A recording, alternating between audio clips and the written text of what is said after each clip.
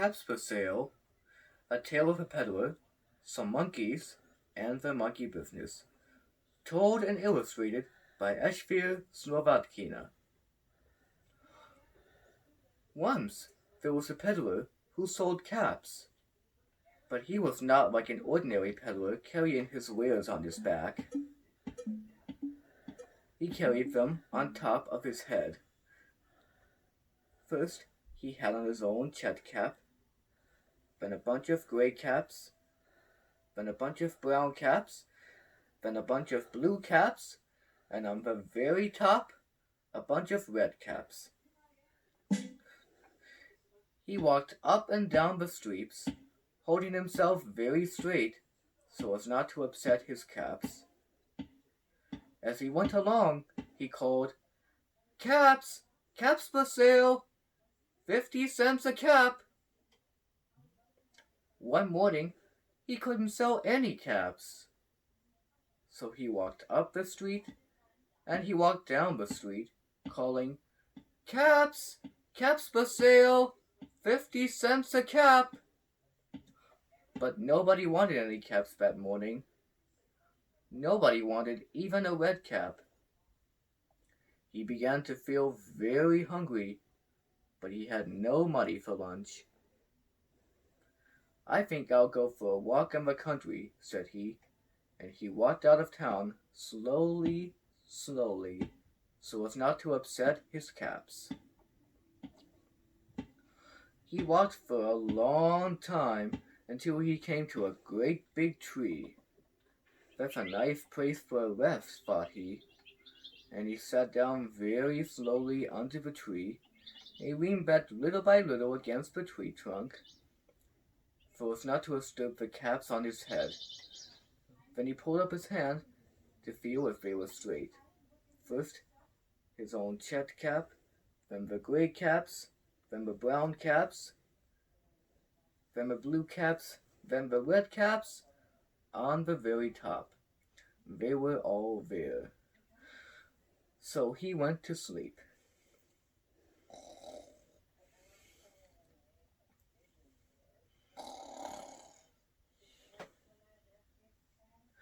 He slept for a long time. When he woke up, he was refreshed and rested. But before standing up, he felt with his hands to make sure his caps were in the right place. All he felt was his own jet cap. He looked to the right of him. No caps. He looked to the left of him. No caps. He looked in back of him. No caps. He looked behind the tree. No caps. Then he looked up into the tree, and what do you think he saw? On every branch sat a monkey. On every monkey with a gray or a brown or a blue or a red cap. The peddler looked at the monkeys. The monkeys looked at the peddler. He didn't know what to do. Finally, he spoke to them. "Shake a finger." "You monkeys, you," he said, shaking a finger at them. "You give me back my caps." But the monkeys only shook their fingers back at him and said,